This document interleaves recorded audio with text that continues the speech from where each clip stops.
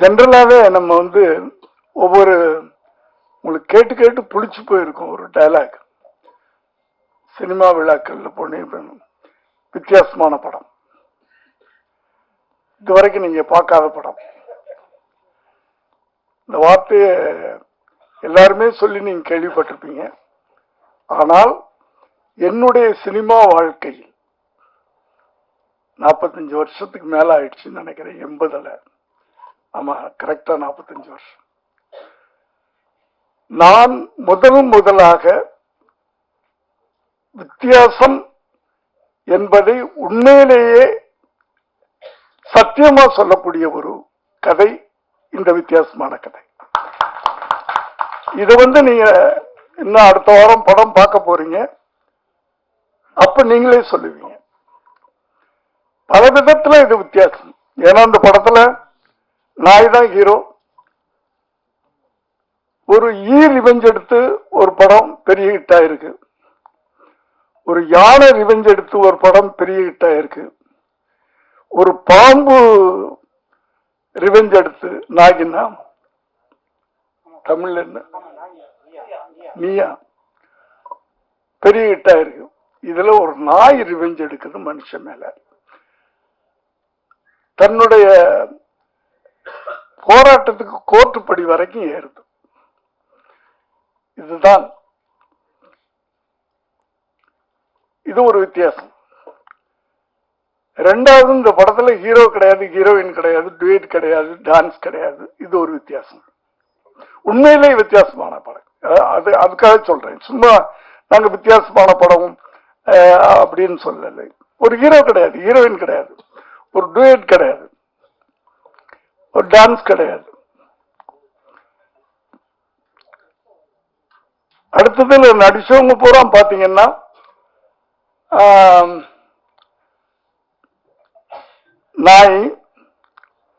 நான் ஒரு 80 வயசு குறைச்சு சொல்றேன், பரவாயில்ல.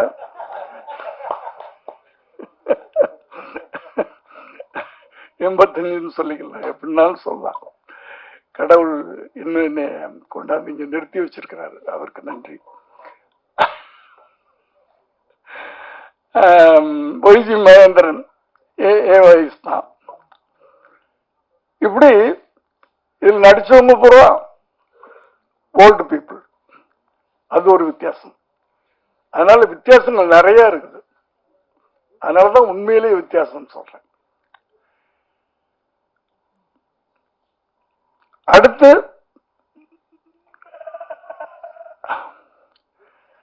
என்னை பத்தி எல்லாரும் பேசுறாங்க. அது எனக்கு கடவுள் கொடுத்த ஒரு கிஃப்ட். ஓடிக்கிட்டே இருக்கிறேன், அதனால ஏதோ ஆக்டிவா இருக்கேன், அவ்வளவுதான்.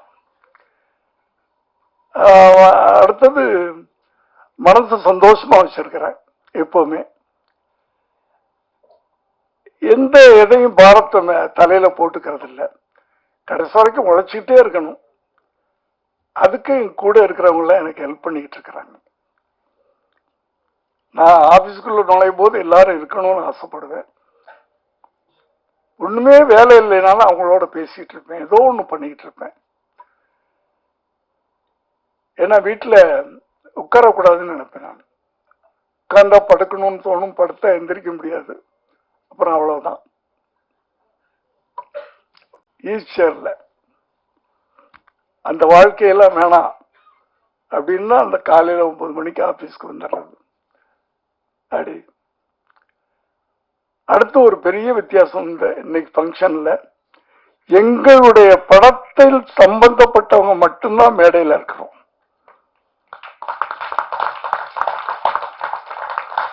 சம்பந்தம் இல்லாத ஒரே ஒருத்தர்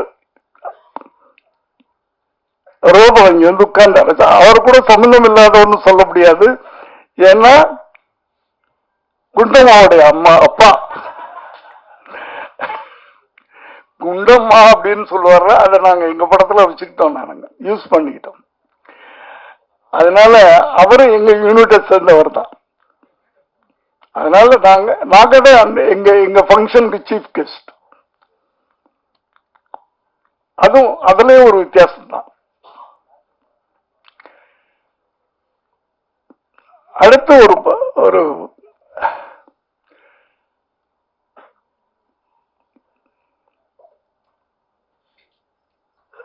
ஒரு என்ன சொல்றதுன்னு எனக்கு என்ன எல்லாரும் எல்லாம் பேசிட்டாங்க, எனக்கு என்ன பேசுறதுன்னு தெரியல.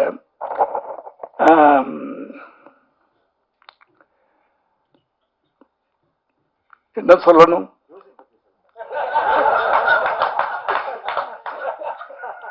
அதாவது ஜனவரி மாசம் குளிர்ல நாங்க போனோம். அது அந்த அந்த அந்த எக்ஸ்பீரியன்ஸே ஒரு பெரிய எக்ஸ்பீரியன்ஸ். அது கொடைக்கானல்ல நடுங்கிக்கிட்டே ஷூட்டிங் பண்ணோம். ஆனா அந்த ஷூட்டிங் ஆரம்பிச்ச உடனே அந்த நடுக்கம்லாம் போயிடும். அவங்க சொன்ன மாதிரி ஜுரங்கிறவா அது வந்து எனக்கு ஜுரம் வந்து இத்தனை வருஷத்துல ஜுரம்னு வந்ததே கிடையாது. அங்க ஏதோ வந்துருச்சு 102 டிகிரின்ட்டாங்க. ஆனா எனக்கு தெரியும், நான் ஷூட்டிங் ஸ்பாட்டுக்கு போனா ஜுரம் போயிடும்னு எனக்கு தெரியும். அந்த ஒரு நம்பிக்கை எனக்கு. ஒர்க்குக்கு போனேன்னா ஜுரம் போயிடும். அந்த தைரியத்துல தான் அன்னைக்கு போனேன். சொன்ன மாதிரியே போன உடனே அன்னைக்குன்னு பார்த்து தண்ணியில எனக்கு குளிக்க வச்சுட்டாங்க, ஃபால்ஸ்ல எல்லாம். சோ ஜுரம் போயிடுச்சு. அதான் ஜுரம்ன்றது நம்ம நினைக்கிறது தானே, வியாதின்றது நம்ம நினைக்கிறது தானே. எனக்கு தலைவலிக்குதுன்னா தலைவலிக்குது, தலைவலி இல்லைன்னா தலைவலி இல்லை. அப்படி வாழ்க்கை வந்து நம்ம அவ்வளவு ஈஸியா எடுத்துக்கிட்டோம்னா கடைசி வரைக்கும் நல்லா இருக்கலாம். அடுத்தது ஒரு படம் பண்றோம்னா படத்துல ஏதாவது நல்ல மெசேஜ் சொல்லணும்னு என்னுடைய முதல் படத்துல இருந்து ஆரம்பிச்சு இன்னைக்கு வரைக்கும் சொல்லிக்கிட்டு இருக்கேன். இந்த கதையை நான் கேட்டு அந்த ஒரு வார்த்தையை கேட்ட உடனே அந்த ஒரு கண்டென்ட் தான் சொன்னார், கதையா சொல்லல. கண்டென்ட். ஒரு ஒரு டாக் கோர்ட்டுக்கு போகுது, எனக்கு புதுசா இருந்துச்சு. நான் 70 படத்துல 50 படம் மனுஷன் கோர்ட்டுக்கு போய் தான் எடுத்திருக்கிறேன். நாயோ பூனையோ கோர்ட்டுக்கு போய் எடுக்கல. அது எனக்கு புதுசா பட்டுச்சு. எதுக்கு போகுது, என்ன விஷயம், அதுலதான் எமோஷன். ஒரு ஒரு ஒரு நல்ல படம் அது. பார்க்கிறவங்களுக்கும் அதுல ஒரு எமோஷன் கிடைக்கும், கனெக்ட் ஆகும். ஏன்னா இந்த படத்தை பார்த்தவங்க கொஞ்சம் பேர் தான். அமீர் சார் பார்த்திருக்காரு, பார்த்திபன் சார் பார்த்திருக்காரு, விஜய் ஆண்டனி பார்த்திருக்காரு, இப்படி கொஞ்சம் பேர் தான் பார்த்திருக்காங்க. டெல்லியில இருந்து வந்த மேனகா காந்தி பார்த்திருக்காங்க. அத்தனை பேரும் படம் முடிஞ்சு சீட்டை விட்டு எந்திரிக்கல, அழுதுட்டு உட்கார்ந்துருந்தாங்க. நம்ம போய் என்ன அப்படின்னு கேட்ட பிறகுதான் எந்திரிச்சாங்க. அந்த ஒரு எமோஷனை அந்த கனெக்ட் பண்ணோம். நாங்க படம் பார்க்கிறவங்களோட அந்த இந்த லைஃபை நாங்க கனெக்ட் பண்ணிட்டோம். அதுலயே நாங்க வெற்றி அடைஞ்சோம். அப்ப படம்ன்றது அப்படித்தான் இருக்கும். நல்ல விஷயங்களை சொல்லணும். ஒரு ஒரு ஒரு டைரக்டரோ, இப்போலாம் வந்து டைரக்டர் வேற ரைட்டர் வேறன்னு கிடையாது. ஒரு 20 வருஷத்துக்கு முன்னாடி ஸ்ரீதர் கோபாலகிருஷ்ணன்லாம், KS கோபாலகிருஷ்ணன்லாம் வர்றதுக்கு முன்னாடி கதாசிரியர் ஒருத்தர் இருப்பார். அவர் கதை சொல்லுவார். உடனே வந்து ஜெமினி, ஏவிஎம் அவங்கள போறவோ கதை இலாக்கான வச்சிருப்பாங்க. அந்த கதையில உட்காந்து அவங்க டிஸ்கஸ் பண்ணுவாங்க. டயலாக் ரைட்டர்னு ஒருத்தர் தனியா இருப்பார், டைரக்டர்னு ஒருத்தர் இருப்பார். இது ஒரு பீரியட். நான் வந்து அசிஸ்டன்ட் டைரக்டரா வந்த காலங்கள் அது 70களில் 70 வரைக்கும் அப்படி இருந்துச்சு. இந்த ஸ்ரீதர் கோபாலகிருஷ்ணன் அவங்கெல்லாம் வரும்போது ரைட்டர் டைரக்டர் ஆயிட்டாங்க. சோ நான் எதுக்கு சொல்ல வந்தேன்னா, ஒரு ஒரு ஒரு ரைட்டர் எழுத்தாளன் அப்படின்னு சொன்னாவே அந்த அந்த எழுத்தாளனுக்கு ஒரு பொறுப்புணர்வு வேணும். ஏன்னா அந்த எழுத்தாளன் தான் அதுக்கு ஒரு கதாநாயகனுடைய கேரக்டர் படைக்கிறான். அவன ஒரு படைப்பாளி. அந்த அந்த ஏன்னா இங்கெல்லாம் வந்து வெறும் நடிகர்கள் மாத்திரம் நம்ம கொண்டாடுறது கிடையாது, டைரக்டர்ஸும் கொண்டாடுறோம். ஒரு ஹீரோ லெவலுக்கு டைரக்டர்ஸும் கொண்டாடுறோம். சோ அவங்களுக்கு ஒரு பொறுப்புணர்வு வேணும், ஒரு நல்ல படம் கொடுக்கணும். அந்த படத்தை பார்த்தா 4 பேரு அதை ஒரு ஐகானா எடுத்துக்கிறோம். ஒரு மனுஷனை பார்த்து நம்ம ஐகான் சொல்றதை விட ஒரு படமும் ஒரு ஐகான் தான், ஒரு படிப்பினை தான். அந்த காலத்து படங்கள்லாம் அப்படிதான் இருந்துச்சு.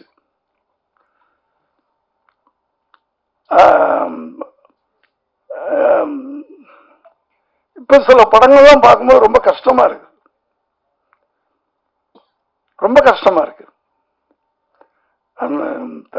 தனியா சொல்லணும். ஏன்னா ஒரு ஒரு எழுத்தாளன் படம் பார்க்கிறவனுக்கு ஒரு ஐக்கானா இருக்கணும், ஒரு முன்னோடியா இருக்கணும்.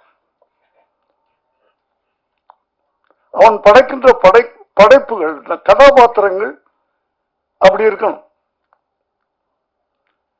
இவட மாதிரி நம்ம வாழணும் அப்படின்னு இருக்கணும். கத்தி எடுத்து தலை விட்டு கையை விட்டு இப்படியே விட்டு அப்படின்னு சொல்லிட்டு படம் பார்த்துட்டு வெளியே போனவன்னா அவனு கத்தி எடுத்துட்டு கையை விட்டு காலை விட்டுக்கிட்டு இருந்தா இந்த இளைய சமுதாயம் என்ன ஆகிறது? அந்த பொறுப்புணர்வு, சினிமான்றது சாதாரண விஷயம் இல்லை. இப்போ இந்த படம் ஒரு கத்தி இல்லை, ரத்தம் இல்லை, துப்பாக்கி சத்தம் இல்லை, ஆனால் ஒரு ஒரு பவர்ஃபுல்லான விஷயம் இருக்கு, பவர்ஃபுல்லான விஷயம் இருக்கு. ஆனா அந்த பவர்ஃபுல்லான விஷயத்தை நாங்க சீரியஸா சொல்லல. அதான் இதனுடைய வெற்றிக்கு அது ஒரு காரணமா இருக்கும். ரொம்ப சீரியஸான விஷயத்த ரொம்ப சீரியஸா சொன்னாலும் கஷ்டப்பட்டுருவீங்க. ரொம்ப யதார்த்தமா அழகா அப்படியே சிரிக்க வச்சுக்கிட்டே அப்படியே கொண்டு போறது, நல்ல விஷயங்களை சொல்லணும். ஒவ்வொரு படமும் ஒரு பாடமா இருக்கணும்ன்றதான். ஆனா இப்ப வர நல்ல படங்கள் பண்றாங்க, அவங்க யாரையும் தப்புன்னு சொல்ல வரல. ஆனால் அவர்கள் அந்த படங்களை பார்த்து ஒரு ஷோல 100 பேர் படம் பார்க்கறால ஒருத்தனாவது அந்த படத்தை பார்த்து இவர் மாதிரி நம்ம இருக்கணும் அப்படின்னு நினைக்க வைக்கணும். அந்த காலத்து படங்கள் அப்படிதான் இருந்துச்சு. இது ஒரு நான் வயலண்ட் படம், நான் வயலண்டா பவர்ஃபுல்லான படம். இப்ப நான் வயலண்ட்னா நீங்க என்னமோ ஒரு டயலாக் சொல்லுவாங்க, சொதன்னு இருக்கும், சாம்பார் மாதிரி இருக்கும், அப்படிலாம் இல்லை. நான் வயலண்ட்ல தானே நம்ம சுதந்திரமே வாங்கணும். கத்தியிலே ரத்தமின்றி வாங்கின சுதந்திரம் தானே காந்தியடிகள். அவருடைய மௌனம் தானே வெள்ளையனை வரட்டி அடிச்சது. அவருடைய அந்த அதுக்கு பேர் என்ன, அகிம்சை, அதுதானே வெள்ளையனை வரட்டி அடிச்சது. கத்தி எடுத்து நிக்கலையே. காந்தியடிகள் சொல்லியிருந்தாருன்னா அத்தனை பேர் எடுத்திருப்பான்ல, அடிச்சு துரத்தி இருக்கலாம்ல. நம்ம அது செய்யலையா அவரு? அதனால அந்த மௌனம் எவ்வளவு பெரிய ஆயுதம், எவ்வளவு பவர்ஃபுல்லான ஆயுதம். பயந்து ஓடி போயிட்டான்ல, கருதறிக்க ஓடிட்டான்ல. அப்படி நான் வயலன்ஸ் சொல்றது கூட பவர்ஃபுல்லான இருக்கும். இது நான் வயலன்ஸ் படம், ஆனா பவர்ஃபுல்லான படம். அப்படி ஒவ்வொரு எழுத்தாளர்களும் இளைய சமுதாயங்களுக்கு ஒரு முன்னோடிகளாக இருக்கணும் அப்படின்றது ஒரு வயசான ஒரு எழுத்தாளனா ஆசைப்படுறேன். ஒரு காலத்துல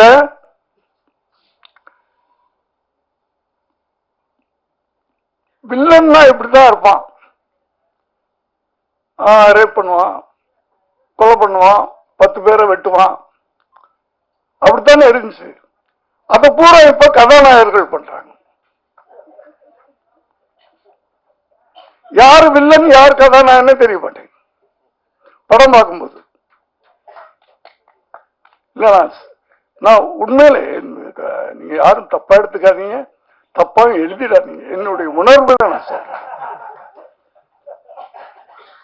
என் வயசுக்கு நான் சொல்லலாம்.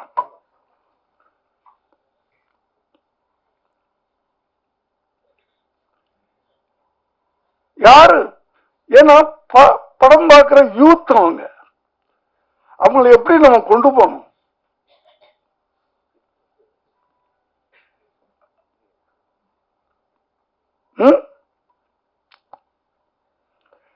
அம்மாவும் புள்ள வெட்டுறான்,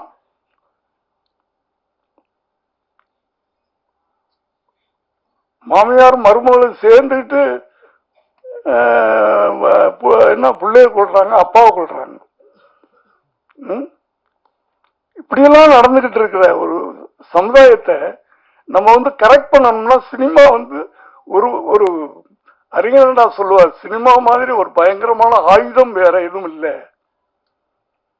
அந்த ஆயுதத்தை கரெக்டா நம்ம யூஸ் பண்ணோம்னா இந்த இளைய சமுதாயத்தை திருத்த முடியும். அது ஒவ்வொரு எழுத்தாளருக்கும், எழுத்தாளனா இருக்கட்டும் இயக்குனரா இருக்கட்டும், ரெண்டு பேரும் ஒண்ணுதான். இப்போ அவங்களுக்கு இந்த பொறுப்புணர்வு, கடமை உணர்வு, சமூக உணர்வு, எல்லாத்தையும் விட அந்த சமூக உணர்வு.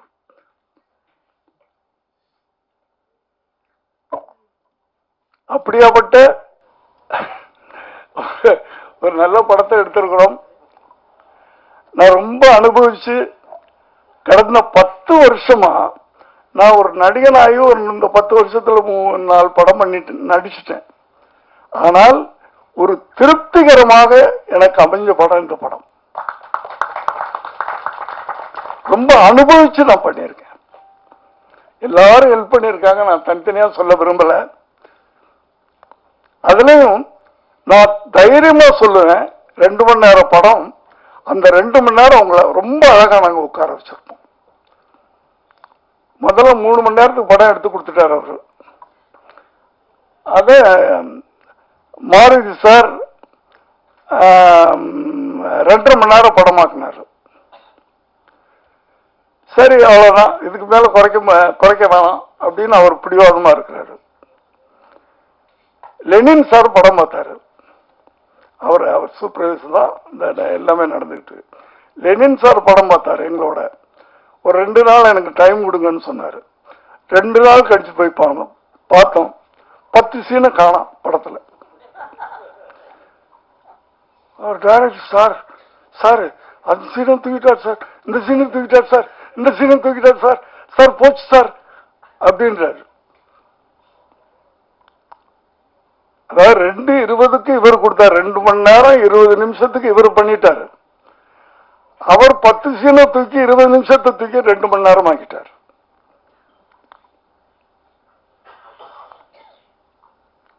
அவ்வளவு ஷார்ப்பா இன்னைக்கு அப்படி இருக்குது படம். லெனின் சாருக்கு நன்றி. 3 மணி நேரத்தை 2.5 மணி நேரமாக்குனீங்க, 2.5 மணி நேரத்தை 2 மணி நேரமாக்கினார். அப்படி எல்லாருமே பண்ணிருக்கிறாங்க.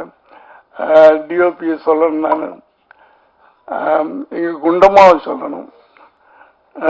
குண்டமா தப்பா எடுத்துக்க, ஸ்டேஜில் செல்லமன் நான் சொல்றேன். ரொம்ப எல்லாருமே குடும்பம், எல்லாருமே பேசுனதே. இங்க டைரக்டர் யாரு, ப்ரொடியூசர் யாரு, அதெல்லாம் கிடையாது. நான் எல்லாரையும் போட வாடான்னு சொல்லுவேன். அது பாசத்துல பிள்ளைங்களை சொல்ற மாதிரி நான் சொல்லுவேன். ஒரு குடும்பம் மாதிரி இருந்து ஒரு படத்தை எடுத்திருக்கிறோம், எல்லாரும் உழைச்சிருக்கிறோம். இந்த படம் வெற்றி அடைஞ்சா ஒரு பெரிய சூப்பர் ஹீரோ எல்லாம் நடிக்கல, இதுல நடிச்ச ஒரே சூப்பர் ஸ்டார் அதுதான், பைரவா தான். நாங்கெல்லாம் துணை நடிகர்கள், உதிரி பூக்கள். நாங்கெல்லாம் ஒரு ஃபுல் மாலை எதுன்னா அதுதான் போடணும். இந்த உதிரி பூக்களை எல்லாம் சேர்ந்து பண்ணியிருக்காங்க. எல்லாம் சேர்ந்து உதவி இயக்குனர்கள் அத்தனை பேரையும் நான் ரொம்ப, ஏன்னா நான் 7 மணிக்கெல்லாம் போய் நின்றுவேன் ஷூட்டிங் ஸ்பாட்ல. அதுவே எல்லாரும் கடுப்பா இருக்கும் பசங்களுக்கெல்லாம். என்னடா இந்த மனுஷன் தூங்க மாட்டேன்றான், நின்றுறான், நம்மளையும் தூங்க விட மாட்டேன்றான் அப்படின்லாம் இந்த படம் பண்ணியிருக்கிறோம். இந்த படத்தினுடைய வெற்றி ஒரு புது இயக்குனரை கொடுக்கும். புது இயக்குனர்னா ஒரு இன்னும் புது ஐடியா வச்சிருக்காரு. அந்த புது புது ஐடியாக்கள்ல படம் வரும். ஒரு ஒரு சாதாரண ஒரு இளைஞன் ஒரு கஷ்டப்பட்டு ஒரு படம் ப்ரொடியூசர் ஆயிருக்கான், அவன் ஒரு அடுத்த படம் எடுக்க முடியும். இந்த படத்தின் வெற்றி.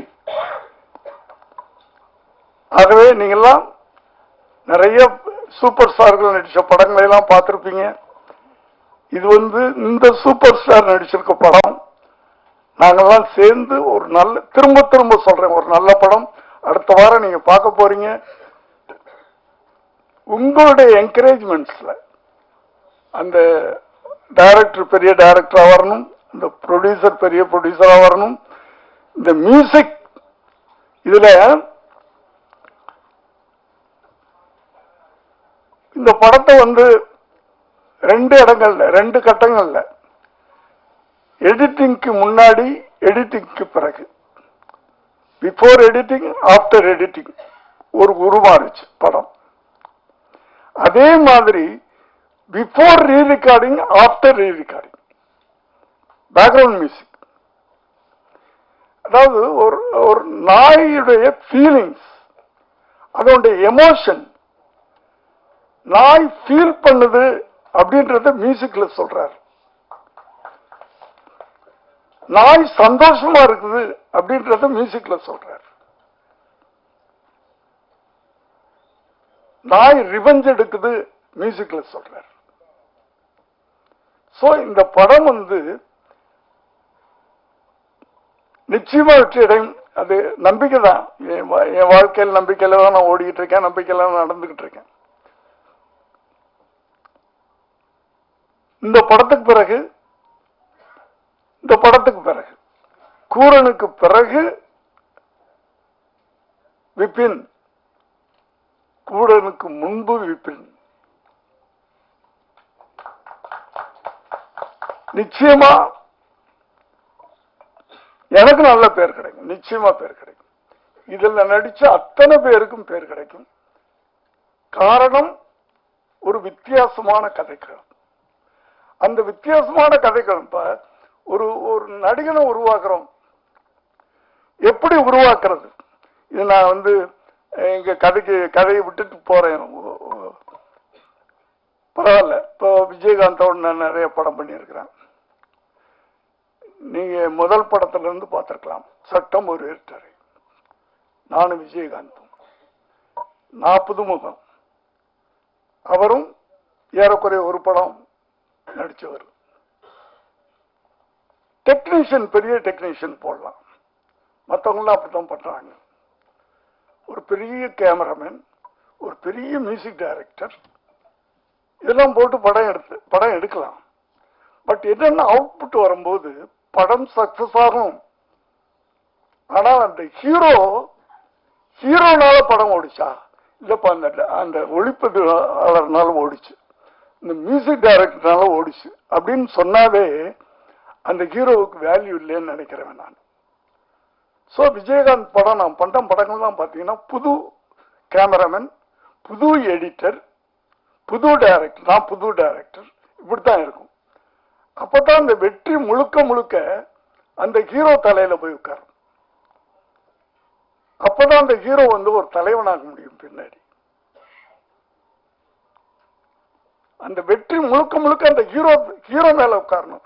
அப்பதான் அந்த ஒரு ஹீரோவை நம்ம மோல்டு பண்றதுன்றது ஒண்ணு இருக்குல்ல. ஒரு பெரிய இயக்குனருடைய இயக்கத்துல ஒரு ஹீரோ நடிச்சு அந்த படம் ஓடுது அப்படின்னா அடுத்த படம் என்ன ஆகும்? அந்த ஹீரோ நடிக்கிற படம் அந்த எக்ஸ்பெக்டேஷனுக்கு பார்ப்பாங்க, இல்லைன்னா அவ்வளவுதான் வரும். இதுக்கு பல உதாரணங்கள் இருக்கு, நான் பேரெல்லாம் சொல்ல விரும்பல. அதே மாதிரிதான் நான் என் மகனை கூட நான் ப்ரமோட் பண்ணது. ஏன்னா அவரை அறிமுகப்படுத்தும் போது 92ல நான் பீக்ல இருக்கிறேன். இந்தி படங்கள் அது இது பண்ணிக்கிட்டு நல்ல இன்கம்லாம் அப்படி வந்துகிட்டு இருக்கு. பெரிய மியூசிக் டைரக்டர் போட்டிருக்கலாம், பெரிய கேமராமேன் போட்டிருக்கலாம். புது கேமராமேன் நாளை தீர்ப்புல ஒரு லேடி, ஒரு புது மியூசிக் டைரக்டர்.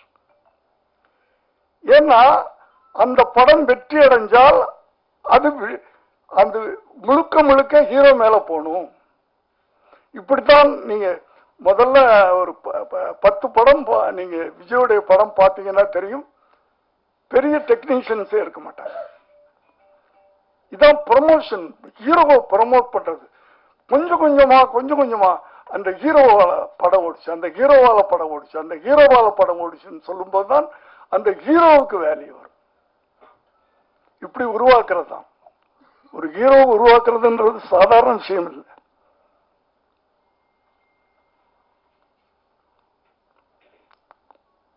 அத போல எதுக்கு சொல்ல வந்தேன் அப்படின்னு சொன்னால், இந்த கதை எங்களை உருவாக்கி இருக்கிறது. இப்போ ஹீரோக்களா இந்த படம் ஓடின பிறகு நான் தைரியமா சொல்லலாம், இந்த கதை என்னை உருவாக்கி இருக்கு, இந்த கதை அந்த டைரக்டரை உருவாக்கி இருக்கு, இந்த கதை மியூசிக் டைரக்டரை உருவாக்கி இருக்கு.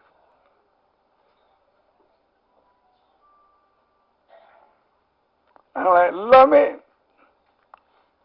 சாதாரண மாணவர்கள் பண்ண படம், பெரிய பெரிய இயக்குநர்கள், பெரிய பெரிய நடிகர்கள் படங்களை எல்லாம் நீங்க ஆகா ஊகன்னு சொல்றது பெரிய விஷயம் இல்லை. அந்த படங்களுக்கெல்லாம் விளம்பரம் தேவையில்லை. ஏன்னா அவங்க எல்லாம் ரசிகர்கள் வச்சிருக்காங்க, ரசிகர்கள் பட்டாலும் இருக்கு. நீங்க விளம்பரம் கொடுத்தாலும் கொடுக்கலைனாலும், ஆனால் இப்படிப்பட்ட படங்களுக்கு நீங்கள் ப்ரமோஷன் பண்ணணும்.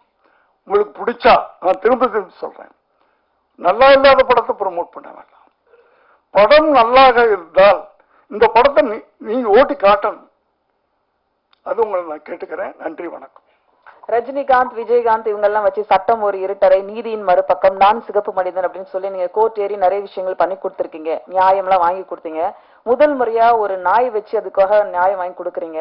இந்த அனுபவம் எப்படி இருக்கு சார், சொல்லுங்க சார். நான் தான் சொன்னேன்ல, 72 படத்துல ஒரு 50 படம் கோர்ட்ல ஏறி இருக்கேன். இந்த கோர்ட்ல ஏறி பல பேருக்கு தண்டனை வாங்கி கொடுத்திருக்கிறேன். தவறு செய்தவர்களுக்கு, தவறு செஞ்சவங்களுக்கு இதுவரைக்கும் பல பேருக்கு தண்டனை வாங்கி கொடுத்திருக்கேன். முதல் முறையா ஒரு நாய்க்கு நியாயம் வாங்கி கொடுத்திருக்கிறேன். கூரன் படத்துல போராடி நியாயம் வாங்கி கொடுத்திருக்கிறேன். ஏன்னா அது தப்பு பண்ணல, அது நியாயம். அதுக்கு வாயில்லை, வாயில்லாத ஒரு ஜீவனுக்கு நான் வாயாக இருந்து அதுக்கு நியாயம் வாங்கி கொடுக்கிறேன். தேங்க்யூ சார், நன்றி சார்.